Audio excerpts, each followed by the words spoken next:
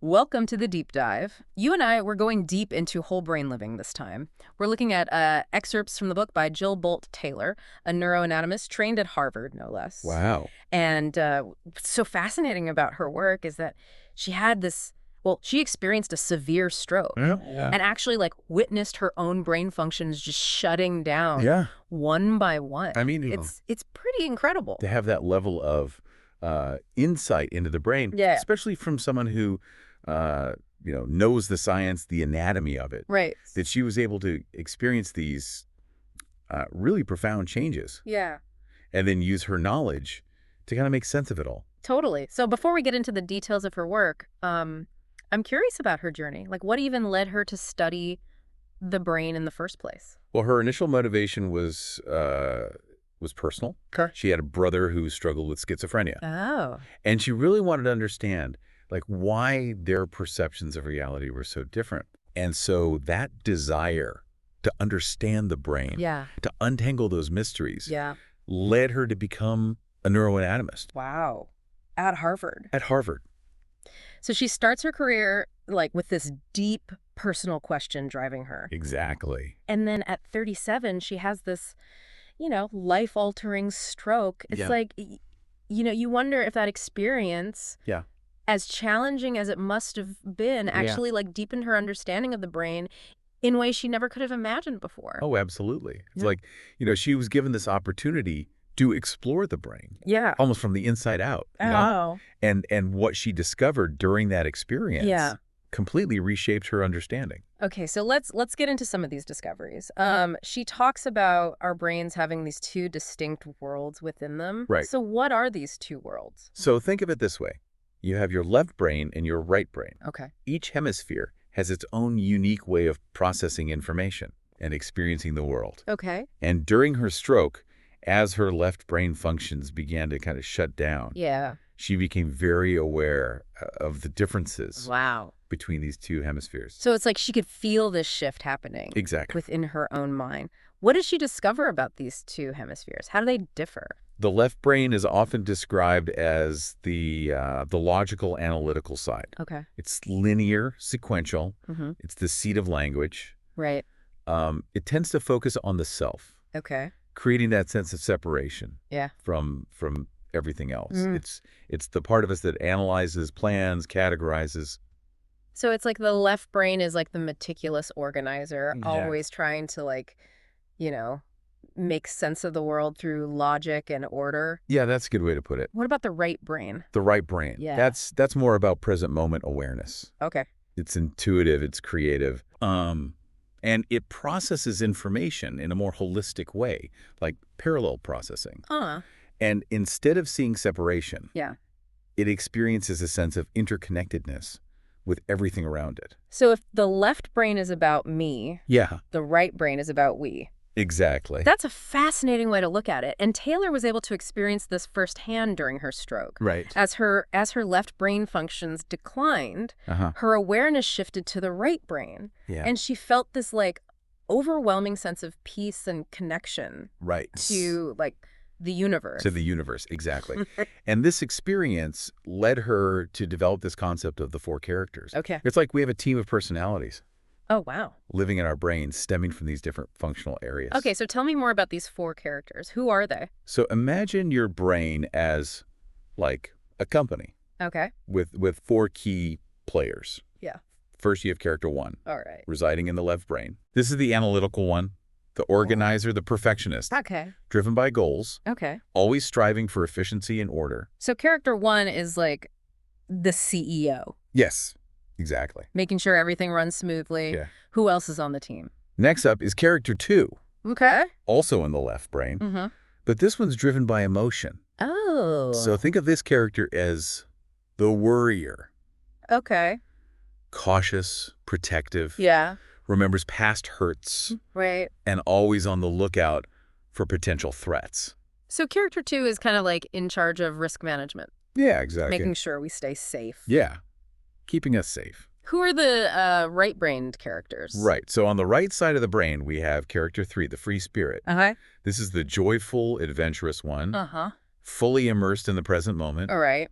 Spontaneous, creative, and always up for a new experience. Character 3 sounds like a lot of fun. Right. What about the last member of this brain team? Finally, we have character 4. Okay. Residing in the right brain as well. Uh-huh. This is the sage. Okay. The wise one. Right. Think big picture, interconnectedness. Uh-huh. A deep sense of peace and understanding. So we have the CEO. Yes. The risk manager. Uh-huh. The free spirit. Yep.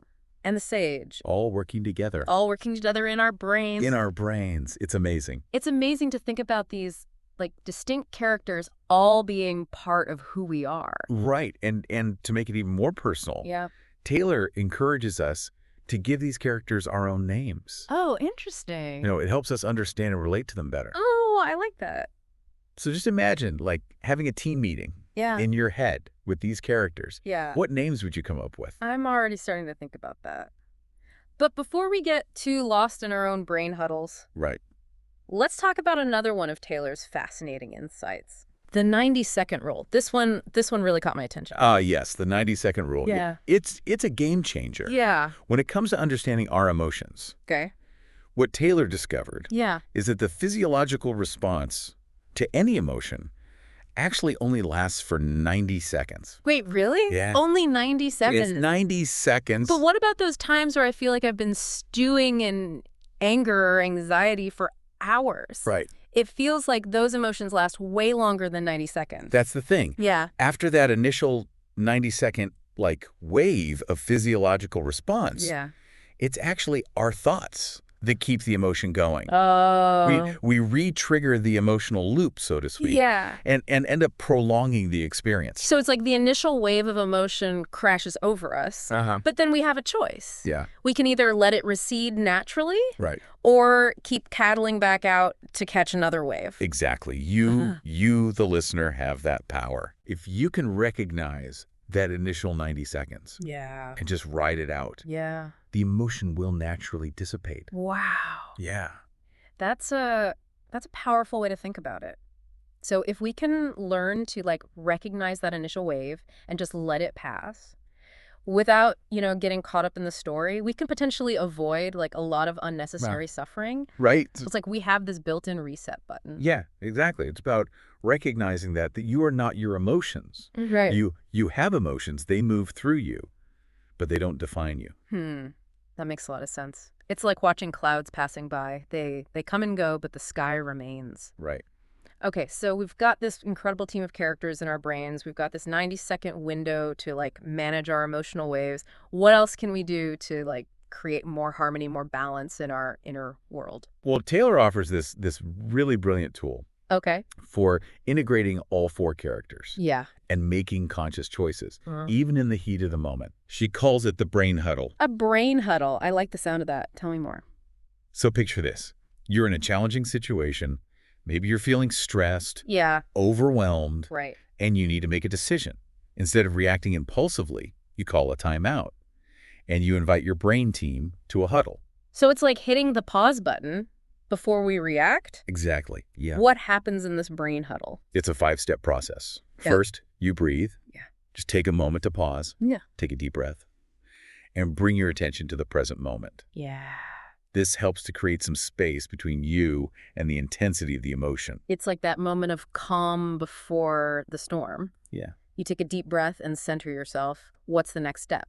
Next, you recognize. Okay. Ask yourself, which character is currently driving the show?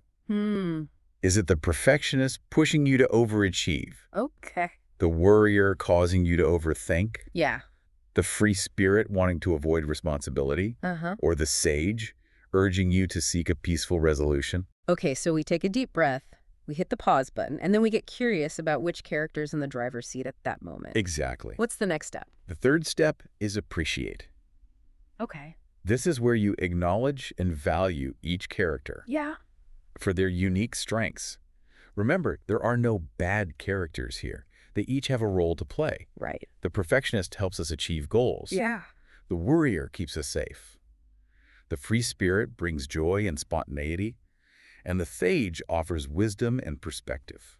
That's so important. It's like remembering that even the characters who seem like difficult or challenging actually have positive intentions. They're all part of the team. They are all part of the team. Absolutely. So we breathe, recognize, and appreciate. Uh-huh.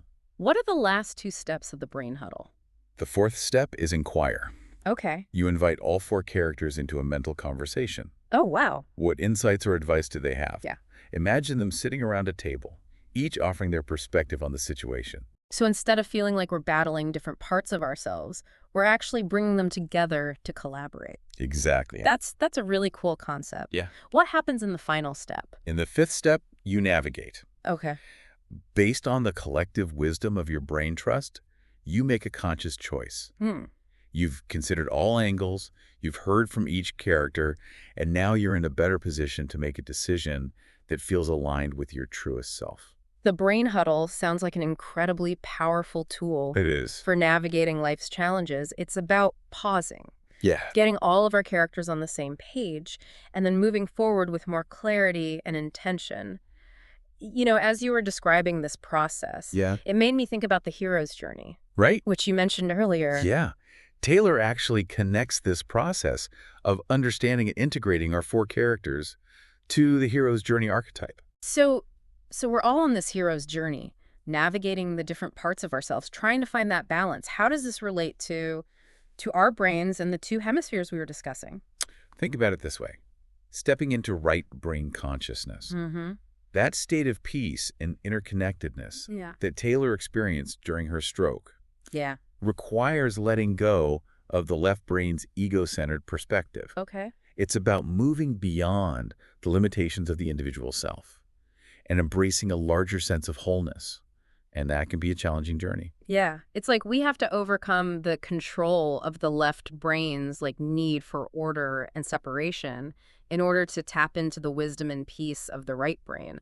It makes me wonder if that's what Taylor was experiencing during her stroke, a complete surrender to right brain consciousness. Yeah, that's a beautiful way to put it. She was no longer bound by the limitations of her left brain personality, and she was able to experience like a whole new level of consciousness, a sense of unity with everything around her. It's like the left brain is a tiny drop of water, and the right brain is the vast ocean. Yeah. And during her stroke, Taylor was able to experience herself as part of that ocean, that universal flow. Exactly, and that's the invitation for all of us, the listener included, to recognize that we are both the rock and the ocean.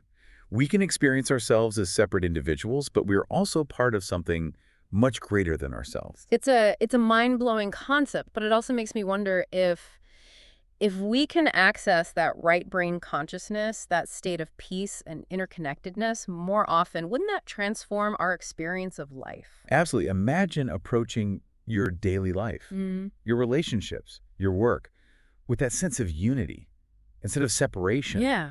It would change everything. It really would. But how do we shift from that left brain dominance to a more balanced whole brain way of being? Well, it's not necessarily about shutting off the left brain completely. Right. We need the left brain's logic, its ability to plan and organize. But it's about learning to integrate the left brain with the right brain, to find that sweet spot where both hemispheres are working together in harmony. So it's about creating a brain team where everyone gets a chance to shine. We need the CEO to keep things running smoothly. Yeah. But we also need the free spirit to bring in joy and creativity, and the sage to guide us with wisdom and perspective. And of course, we need the worrier to help us stay safe.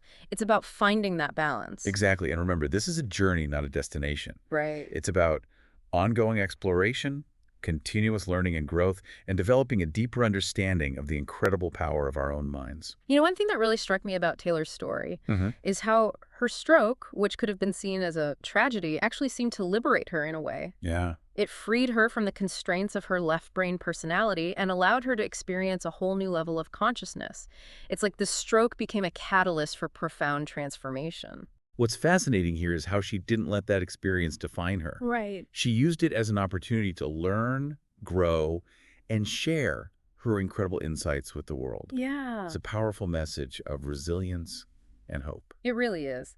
And speaking of hope, what can our listeners take away from all of this? What are some practical things they can start doing today to move towards whole brain living? Well, for starters, they can begin paying attention to their own 4 characters. Start noticing those different voices in your head. When you're feeling stressed or overwhelmed, ask yourself which character is running the show right now. Yeah, and once you've identified the character, try that brain huddle we talked about. Take a deep breath, acknowledge the character, and see if you can shift to a different perspective. Exactly.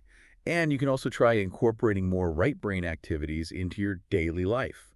Things like spending time in nature, listening to music, dancing, or doing something creative can help to activate those right brain circuits and bring more balance into your life. That's such great advice. I mean, we live in a world that's so dominated by the left brain. It's easy to forget the importance of nurturing our right brain. You know, we've spent so much time focused on like productivity and achievement that we've lost touch with the joy and peace that comes from simply being present in the moment. Right. It's about bringing more balance into our life. Oh, exactly. And remember, this journey to whole brain living is a personal one. There's no right or wrong way to do it. Just be patient with yourself, be curious, and have fun exploring the vast landscape of your own mind. And who knows, you might even discover some hidden superpowers along the way. Right. This has been such a thought-provoking deep dive. Yes. Taylor's insights have given us so much to ponder, and I'm feeling inspired to start incorporating these concepts into my own life. But before we wrap things up, I have one final question for you to contemplate. So if you could choose, like, which of your 4 characters is in charge more often, who would it be and why? That is a great question to leave our listener with. And as you, the listener, continued on this journey of exploring your own 4 characters, just remember, you're not alone. There's a whole community of people out there who are also, like, fascinated by this idea of whole brain living. It's so exciting to think about, like, all the possibilities that open up. When we start to understand and integrate these different aspects of ourselves, it's like we're unlocking hidden potential, not just in our own lives, but, like, in the world around us. Right, exactly. And remember, this journey is about progress, not perfection. There will be times when you fall back into old patterns, when, one character dominates the others. Yeah. But the key is to keep practicing, keep exploring, and keep learning. It's like we're training our brains to be more balanced, more flexible, and more resilient. And the more we practice, the easier it becomes to, like, shift into that state of whole brain awareness. Yeah. Where we can access the wisdom of all 4 characters. Well said. It's a lifelong journey. But it's a journey worth taking. And who knows, maybe as we become more whole-brained, we'll start to see a more whole-brained world emerging around us as well.